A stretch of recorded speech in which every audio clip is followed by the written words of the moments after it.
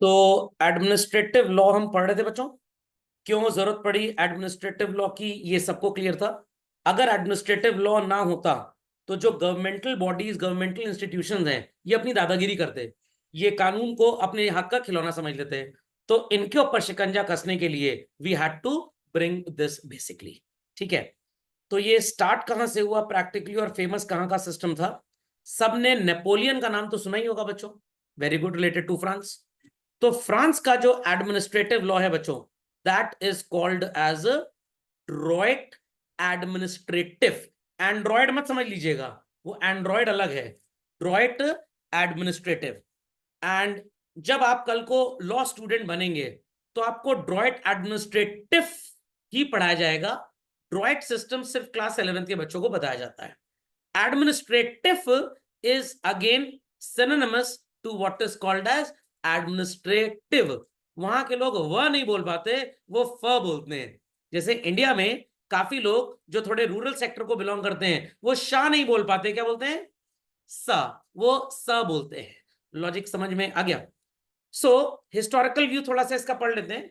Under the French legal system children, administration of justice landmark event एक बार हुआ जब Napoleon गुस्सा आ गया। और नेपोलियन जब आया तभी ये रेवोल्यूशन आया। था क्या बेसिकली नेपोलियन के पहले? नेपोलियन के पहले there was nothing like separation of powers. एक पर्टिकुलर कोर्ट है मान लीजिए, वो सब कुछ करता था, वही नियम बना लेता था, वही सजा भी सुना देता था। मतलब लेजिस्लेशन भी वही, एग्जीक्यूशन भी वही, जुडिशरी भी वही। तो भाई गलत बात है। Avika getting it child? Avika getting it child?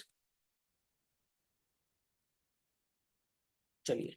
So the power of administration and became the council general in the 18th century. तो अल्टीमेटली यहां पे था क्या? जुडिशियल पास को एक्सरसाइज करने के लिए जो राजा का महल या कोर्ट होता था बच्चों, उसको बोला जाता था काउंसिल डू रॉय। क्या बोला जाता था? Council du roi. Aishwarya Rai के रिश्तेदार नहीं थे, बट थे ये बेसिकली राय साहब। इन्हीं से राय ली जाती थी किंग के थ्रू। किंग इन्हीं से राय लेता था, एडवाइस लेता था, और उसके हिसाब से अपने डिसीजंस लिया करता था। तो यहां पे प्रॉब्लम क्या हुई? ऑर्डिनरी कोर्ट्स को पूरी तरह से रिफ्लेक्ट निग्लेक्ट कर दिया गया। तो अगर हम इंडिया की बात करें, आज की बात करें बच्चों, जब भी जज साहब कोई भी कोर्ट में जजमेंट सुनाते हैं, क्या वो अपने मन से जजमेंट सुनाते हैं? Seeing to the legal structure, जो उसमें लिखा उसके हिसाब से जजमेंट सुनाएंगे।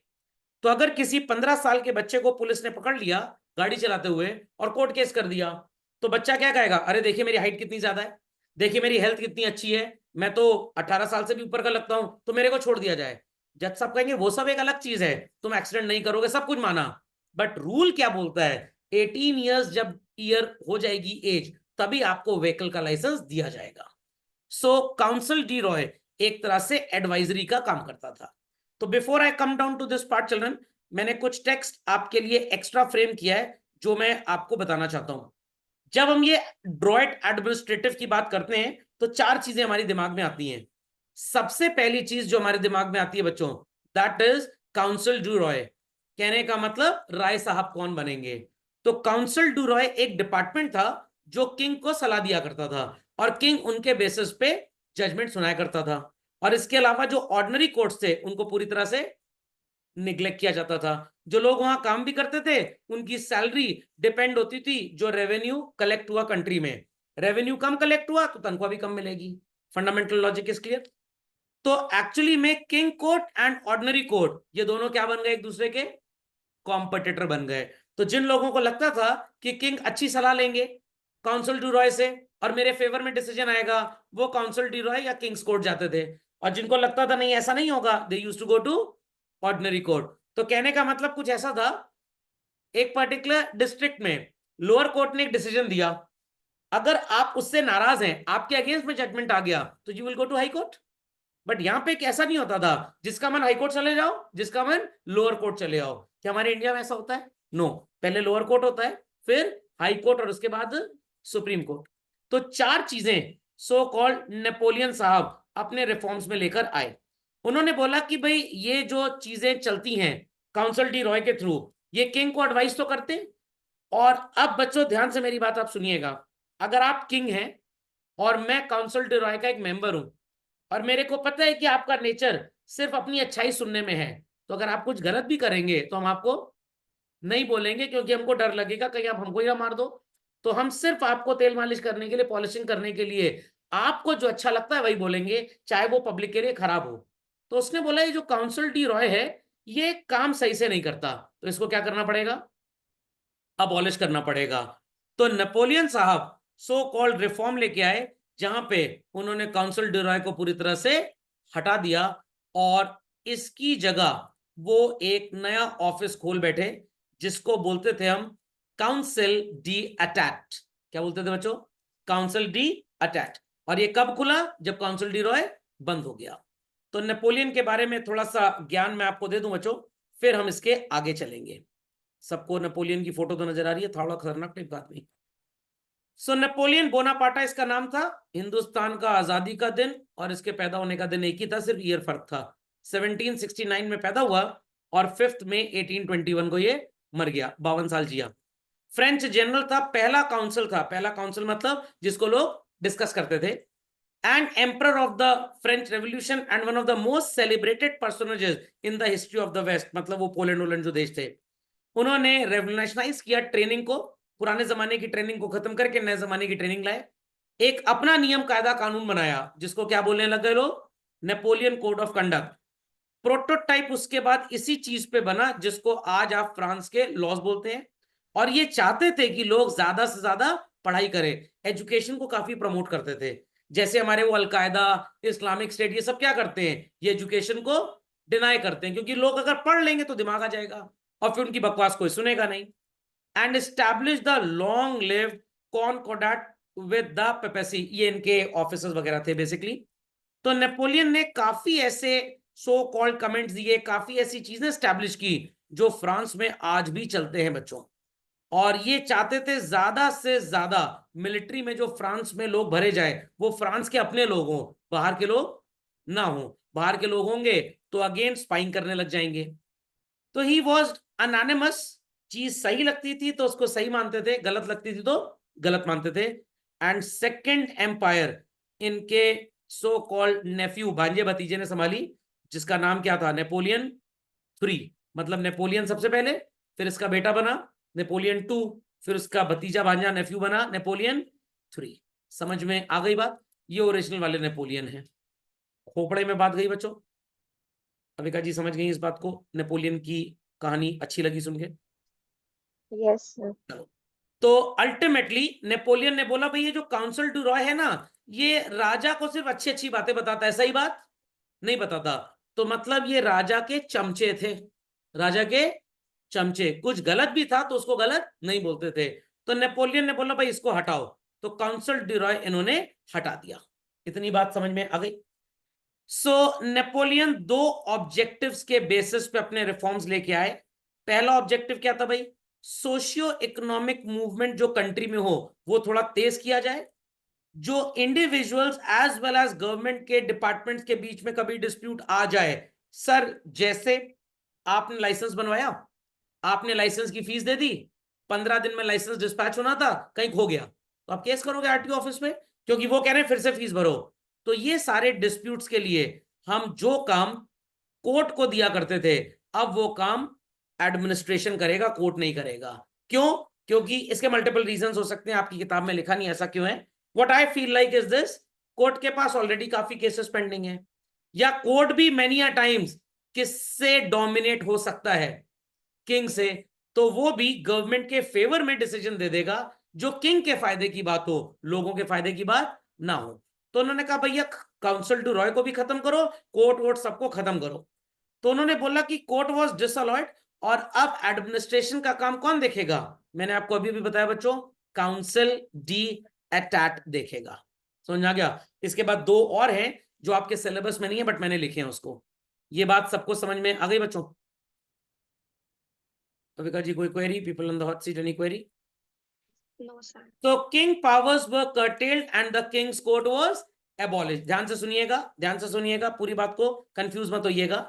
ओरिजिनली जो फ्रांस का एडमिनिस्ट्रेटिव लॉ था वो क्या था, काउंसिल डी रॉय बना, ये किसको एडवाइस देता था, किंग को, और ऑर्डिनरी कोर्ट थे। तो जो मेन मुद्दे होते थे वो काउंसिल डिरॉय की एडवाइस से किंग के कोर्ट में डिस्कस होते थे, और जो आलतू फालतू की चीजें थी वो, मतलब व्हेन आई से आलतू फालतू, I don't mean it actually, मतलब जो नॉर्मल चीजें लोगों और गवर्नमेंट के बीच में थी वो कहां डिसाइड होती थी? ऑर्डिनरी कोर्ट्स में। समझ में गया? कोई दो गवर्नमेंट ऑफिसर्स के बीच में कोई डिस्प्यूट हो गया तो वो काउंसिल डिरॉय की मदद से किंग सॉल्व कर देता था। ओके, बट यहां पे अगेन सेपरेशन ऑफ पावर्स नहीं हो पा रहा था, तो किंग की दादागिरी, किंग की बपौती थोड़ी सी बढ़ गई, ये चुलबुल पांडे बन रहा था। तो हमारे नेपोलियन भाई ने बोला कि भाई ये गलत लग रहा है, मेरे को सही नहीं लग रहा, तो किंग कोर्ट को खत्म किया जाए, and automatically council D Roy भी क्या हो गया बच्चों? खत्म हो गया। जब आपका घर ही नहीं रहेगा, क्या उसके अंदर आपका डाइनिंग टेबल रहेगा? नो। तो जब किंग का कोर्ट ही नहीं है, किंग खुद ही नहीं बैठ रहा वहां पे, क्या काउंसिल डी रॉय उनके एडवाइजर बैठेंगे? आंसर, मैं प्राइम मिनिस्टर बन जाऊं और क्लास के किसी एक बच्चे को अपना एडवाइजर मान लूं, जब मैं प्राइम मिनिस्टर ही नहीं रहा तो ठेंगा क्या आप एडवाइजर रहेंगे मेरे? आप एडवाइजर भी नहीं रहेंगे। Logic went well children, logic went well. So new system में काफी चेंजेस आए और कन्वेंशनल जुडिशियल डिसीजन मेकिंग आ गई, जिसमें सबसे इंपॉर्टेंट चीज सेपरेशन ऑफ पावर्स था। स्पेशल कोर्ट्स बनाए गए। ये क्या होते हैं सर? इंडिया में आपने नेशनल ग्रीन ट्रिब्यूनल का नाम सुना होगा, आपने कंपनी लॉ ट्रिब्यूनल का नाम सुना होगा, आपने इनकम टैक्स एपेलेट ट्रिब्यूनल का नाम सुना होगा। तो अगर कोई लड़ाई झगड़े का मामला है, सास बहू का मामला है, मोहल्ले की लड़ाई झगड़ा है, तो कहां जाएगा? डिस्ट्रिक्ट कोर्ट में। आपने 100 पेड़ मोहल्ले में काटे और अपने बैठने की जगह बना दी, आप हरियाली को, एनवायरमेंट को नुकसान पहुंचा रहे हैं, मोहल्ले वालों ने नेशनल ग्रीन ट्रिब्यूनल में आपके ऊपर कोर्ट केस कर दिया। आपकी जॉइंट स्टॉक कंपनी है, आपने लोगों को बोला था शेयर्स पे डिविडेंड देने के लिए, मुकर गए, डिनाई कर गए, अपने लिए कंपनी के पैसे से नई कार खरीद ली, शेयर होल्डर आपको कंपनी लॉ ट्रिब्यूनल में केस कर देंगे। मैंने इनकम टैक्स टाइम पे कर दिया, मेरा रिफंड 2 साल हो गए आया ही नहीं, मैं इनकम टैक्स डिपार्टमेंट के ऊपर केस करने जा रहा हूं अगले महीने, तो मेरे को बच्चों डिस्ट्रिक्ट कोर्ट जाने की जरूरत नहीं है, वहां ऑलरेडी ढेर सारे कोर्ट में मुकदमे फंसे हुए हैं। तो इन कोर्ट की पॉपुलेशन को कम करने के लिए ये स्पेशल कोर्ट्स बनाए गए। समझ में आ गया? तो ऐसे इंडिया में बहुत स्पेशल कोर्ट्स हैं। मान लीजिए अबू सलीम के ऊपर ट्रायल चल रहा है, अब डिस्ट्रिक्ट कोर्ट में तो उनका केस ही कम से कम 1.5 साल बाद लगेगा। पोर्टुगल से उनको 5 साल की छुट्टी पे लेके हम आए थे फॉर एग्जाम्पल, समझ में आ गया? तो उनके लिए एक नया टाडा कोड बना दो। कौन सा कोड? टाडा। ये टाडा क्या है सर? टेररिज्म एंटी करके कुछ कोड बना था, तो टाडा कोड बनाया गया था। लॉजिक समझ में आ गया? तो ये स्पेशल कोड्स इसीलिए बनाए जाते हैं ताकि हमारा जुडिशियल प्रोसेस स्पीड अप हो जाए। I repeat, judicial process speed up. और ये सारे के सारे बच्चों डिस्ट्रिक्ट कोर्ट के बराबर की औकात के होते हैं, इनसे ऊपर फिर हाई कोर्ट और सुप्रीम कोर्ट है। ओके, इसमें एक दूसरे से कैसे ट्रांसफर होगा? नहीं, डिस्ट्रिक्ट कोर्ट एक कोर्ट है, उसी बिल्डिंग में एक कमरा एनजीटी हो गया, एक कमरा सीएलटी हो गया। लॉजिक समझ में आया कि नहीं आया? ये कुछ ऐसे होते हैं। या एक ऑफिस बना दिया गया, तो इनकी जो औकात है वो इसी की तरह है। जैसे मान लीजिए ये मैकडॉनल्ड्स है, ठीक है, मैकडॉनल्ड्स ने अपने छोटे कैफेटेरिया खोल दिए। जैसे बात करते हैं बिग बाजार की, तो डिस्ट्रिक्ट कोर्ट को बिग बाजार समझ लीजिए, बट हर मोहल्ले में बिग बाजार खोलना पॉसिबल तो था नहीं, तो इन्होंने बिग बाजार के वो छोटे वाले, क्या नाम था उनका, स्मार्ट पॉइंट जैसे आजकल खुल रहे हैं, तो ये सारे स्मार्ट पॉइंट हैं। चल, लॉजिक अंडरस्टूड वेल। तो मुंबई में वो कौन सा है, एप्पल का एक बड़ा सा स्टोर है ना, क्या हर शहर में वो स्टोर खोलना पॉसिबल है? अविका जी, क्या हर शहर में स्टोर खोलना पॉसिबल है? No, sir. तो पॉसिबल नहीं है। तो एप्पल वालों ने मुंबई में तो बड़ा स्टोर खोला, you can say it as a district court, या हर तरीके का मुकदमा आ सकता है, हर तरीके का। बट इलाहाबाद में उनको लग रहा है मोबाइल फोन की सेल ज्यादा है, तो इलाहाबाद में सिर्फ मोबाइल का स्टोर खोलेंगे। प्रतापगढ़ में लग रहा है मैकबुक प्रो की सेल ज्यादा है, तो सिर्फ मैकबुक प्रो का स्टोर खोलेंगे।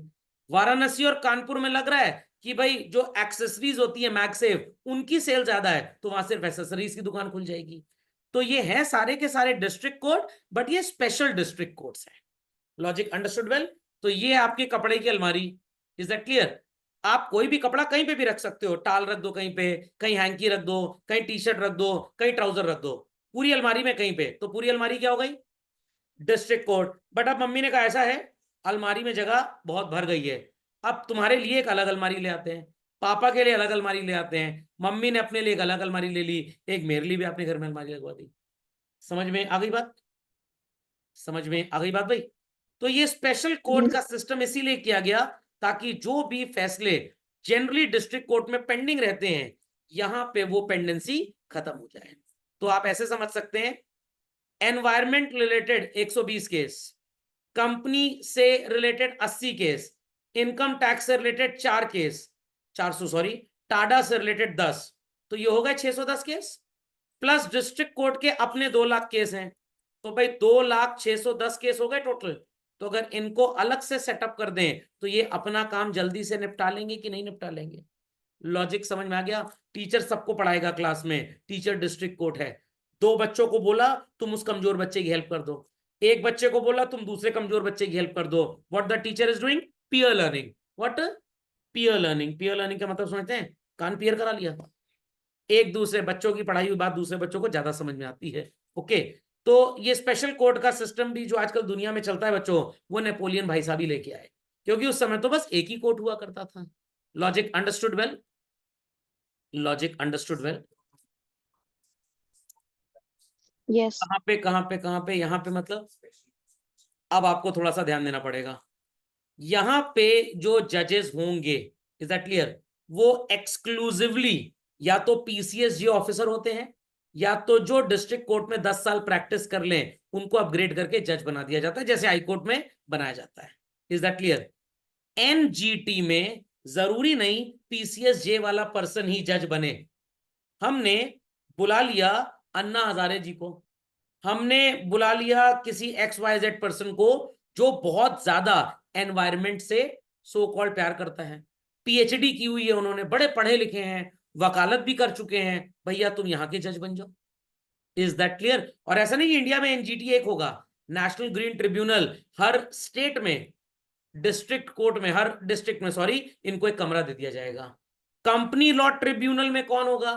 किसी ने लॉ पढ़ ली, is that clear, chartered accountant बन गया, कंपनी सेक्रेटरी बन गया, तो कंपनी लॉ ट्रिब्यूनल में कंपनी सेक्रेटरीज को हम ज्यादा इंपॉर्टेंस देते हैं। इनकम टैक्स एपलेट ट्रिब्यूनल में चिल्ड्रन, जो इनकम टैक्स डिपार्टमेंट के असिस्टेंट कमिश्नर होते हैं और कमिश्नर जो होते हैं, तो इनकम टैक्स कमिश्नर यहां पे जज का काम करता है, असिस्टेंट कमिश्नर यहां पे वकील का काम करेगा, जो सरकार की तरफ से केस लड़ेगा, और मेरा सीए मेरी तरफ से काम करेगा। तो मेरा chartered accountant income tax office में जाके वकील का काम कर सकता है, बट यहां पे और यहां पे वो काम नहीं कर सकता।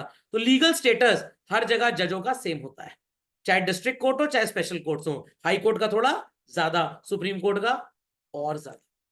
समझ गए इस बात को? ये क्लियर हो गया स्पेशल कोर्ट्स क्यों स्टैब्लिश किए गए? तो अभी तक ड्रॉइट एडमिनिस्ट्रेटिव में आपने ये पढ़ा कि भाई काउंसिल डे रॉय चल रहा था जो किंग को एडवाइस करता था, ऑर्डिनरी कोर्ट की औकात कुछ नहीं थी। नेपोलियन कह रहा फिर खोलेगा ऑर्डिनरी कोर्ट, तो बोला गया कि नहीं, इन ऑर्डिनरी कोर्ट को चलो स्पेशल कोर्ट बना दें, और ये काउंसिल डे रॉय एकदम बकवास है क्योंकि तेल मालिश ज्यादा कर रहा है और मतलब की बात कम बता रहा है। यहां तक क्लियर हो गया सबको? सो फ्रांस में डुअल सिस्टम ऑफ जस्टिस आया, governing same set of people in same constituencies. मतलब sir, all private party dispute found its way in civil court, in civil court. जो हमारे जमाने का आज का कौन सा कोर्ट है चिल्ड्रन? डिस्ट्रिक्ट या लोअर कोर्ट, जिसको आप कचहरी बोलते हैं। क्या बोलते हैं? कचहरी। Dispute between private individual and government nearly always went to administrative court. Sir फिर हाई कोर्ट क्या होता है? High court basically district court से ऊपर है। ध्यान से सुनिएगा बच्चों। सर फिर सुप्रीम कोर्ट क्या होता है? ये हाई कोर्ट से ऊपर होता है। सर एडमिनिस्ट्रेटिव कोर्ट क्या होता है? ध्यान से सुनिएगा बच्चों, बहुत ध्यान सुनिएगा। एडमिनिस्ट्रेटिव कोर्ट जैसे CAT, central administrative tribunal.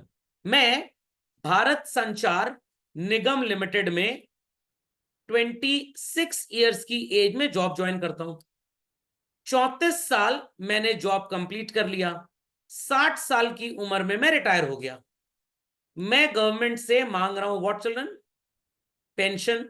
Government ने पेंशन देनी स्टार्ट कर दी।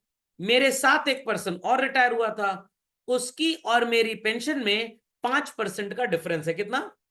5% का। अविका जी बात समझ में आ रही है? Yes sir. ठीक है, अब ध्यान से सुनिएगा बात। मैं कह रहा हूं भाई ये बेईमानी क्यों हो रही है? सेम डे दोनों लोगों ने ज्वाइन किया था 26 साल की उम्र में, मेरी उसकी पेंशन कम क्यों है? मेरे को बीएसएनएल वाले कुछ उल्टा पुल्टा समझाने लग गए, मेरे को सेटिस्फैक्शन नहीं मिला, मैं इनके ऊपर केस करूंगा। मैं हाई कोर्ट नहीं जा सकता बच्चों, मैं सुप्रीम कोर्ट नहीं जा सकता, मैं डिस्ट्रिक्ट कोर्ट जा सकता हूं। मुकदमे वहां पे ऑलरेडी बहुत ढेर सारे हैं, लोगों के बीच में, person and person.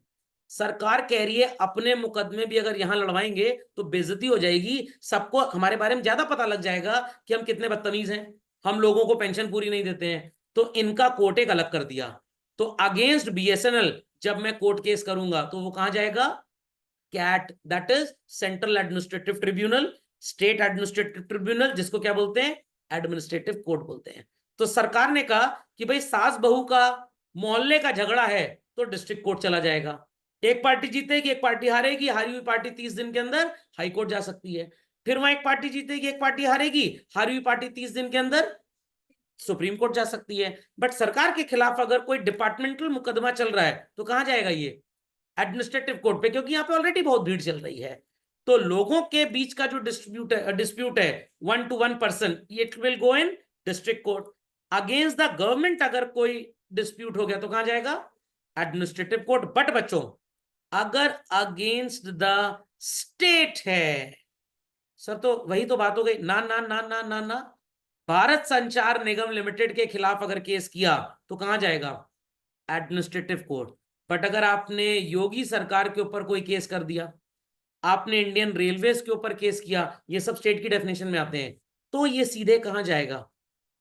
High court. तो गवर्नमेंट की किसी डिपार्टमेंट के अगेंस्ट अगर केस करते हो और वो स्टेट की डेफिनेशन के अंदर नहीं आता, अब क्या बच्चे getting this thing? People on the hot seat getting this thing? Yes. तो सरकारी संस्था है बट स्टेट के अंदर नहीं आता, तो कहां केस करेंगे आप? Administrative court. सरकारी संस्था और स्टेट के अंदर आती है तो कहां केस होगा? हाई कोर्ट में।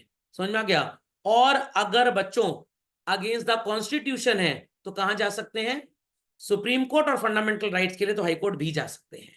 Is that clear? तो fundamental rights as a part of constitution के लिए हाई कोर्ट जा सकते हैं, बाकी पूरे कॉन्स्टिट्यूशन के अगेंस्ट सुप्रीम कोर्ट जा सकते हैं। तो अभी वो आरजी कर मेडिकल कॉलेज वाला जो केस है वो एक्चुअली कहां जाना चाहिए था? District court. बट सरकार को क्या लगा, सुप्रीम कोर्ट को क्या लगा, हाई कोर्ट को क्या लगा? बड़ा टाइम लग जाएगा, जनता वेट करेगी नहीं, जला देगी पूरा कलकत्ता। फिर वो कहां जाना चाहिए था? High court. तो हमने सुओ मोटो लिया, सर्व ज्ञान लिया कि भाई हमारे लेवल का है, हम इससे निपटेंगे। तो एक्सट्रीम इंपॉर्टेंस के केस अगर लोगों के बीच के भी होते हैं बच्चों, तो मेनी टाइम्स वो डायरेक्ट सुप्रीम कोर्ट जाते हैं। इसको बोलते हैं सुओ मोटो प्रैक्टिस। व्हाट?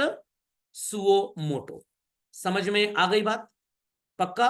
तो अगर नेपोलियन बोनापार्टा ना होते तो सारे केसेस कहां डिसाइड होते भाई? सरकार वाले चले जाते काउंसिल डी रॉय के थ्रू किंग के पास, और बाकी कहां चले जाते? ऑर्डिनरी कोर्ट में।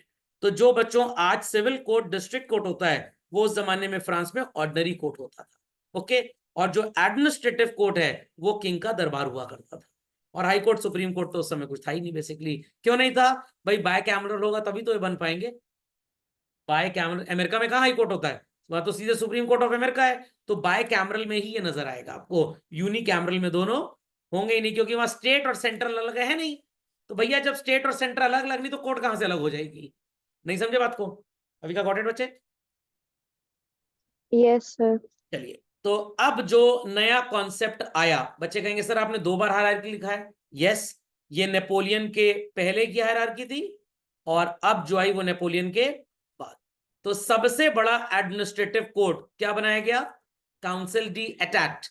और पहले क्या था? Council du roi. तो initially when this system was established children, directly आप नहीं जा सकते थे काउंसिल डी एटैट। क्यों नहीं जा सकते थे? सब लोगों को अगर सुप्रीम कोर्ट जाने की परमिशन मिल जाए ना बच्चों, इलाहाबाद तक लाइन लग जाएगी, दिल्ली तक। समझ में आ गया? तो भैया सिस्टम बनाया गया है, छोटे मोटे वहीं सेटल कर लो। जब पानी सिर के ऊपर से चला जाता है तभी तो बच्चे पेरेंट्स के पास जाते हैं ना। थोड़ा मोड़ा तो आपस में ही सेटल कर लिया, भाई भाई की लड़ाई है, चलो 1-2 कंटाप मार के ठीक कर लेते हैं। बहन कह रही तुमने भाई राखी बांधी थी 1100 दिया, 2100 देना चाहिए था, दो नहीं तो हम पापा से जाकर बोल देंगे तुम सट्टे में पैसा लगाए हो। भाई कह रहा माँ मेरी 3100 ले लो तू, और उनको जाके ना बोलना। तो डायरेक्ट केसेस अलाउड ही रहते हैं। Court could only entertain the petition, petition मतलब जो एप्लीकेशन फाइल करते हैं when the minister has forwarded the same to the court. तो आज की तारीख में अगर all India institute of medical sciences में इलाज करवाना है तो किसी मिनिस्टर से सोर्स लगवाना पड़ेगा, क्योंकि भीड़ बहुत ज्यादा है। तो काउंसिल डी एटेट में केसेस तभी जाते थे जब कौन फॉरवर्ड करता था? मिनिस्टर। अगेन बच्चों, ये भी आपकी किताब में नहीं लिखा होगा, 1799 में इसको बनाया गया था और तभी काउंसिल डी रॉय खत्म हुआ था। तो आप बोल सकते हैं काउंसिल डी रॉय में चापलूस भरे थे सारे के सारे। ये बड़ा प्रोफेशनल सिस्टम था काउंसिल डी एटेट, और Napoleon is the father of council D etat. तो आपको क्लैट वगैरह में, सीयूटी वगैरह में जब आप एंट्रेंस एग्जाम देने जाएंगे तो आपसे पूछा जा सकता है who is the father of American constitution, नाम आपको पता है। Who is the father of Indian constitution पता है। Who is the father of France administrative laws, answer is Napoleon through council D etat. समझ में आ गया? गवर्नमेंट के अगेंस्ट होगा ना, ये थोड़ा बोला मैंने मिनिस्टर के अगेंस्ट होगा। ये तो आप बोल रहे हैं गवर्नमेंट के अगेंस्ट होगा, क्या हो वो आपके अगेंस्ट हो जाए?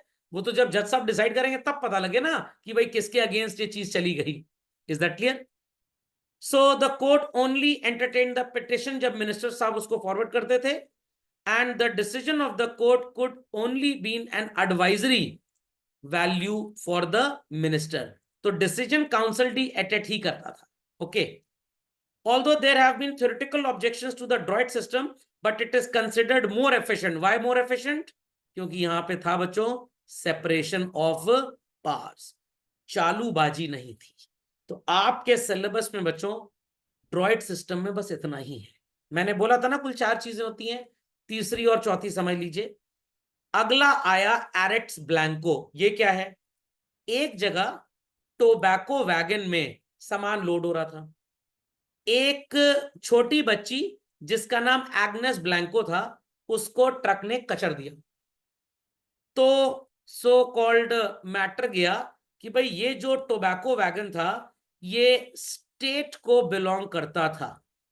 कंपनी कह रही है टोबैको वाली, सॉरी स्टेट गवर्नमेंट कह रही थी कि भाई जाओ टोबैको कंपनी से मुआवजा मांगो।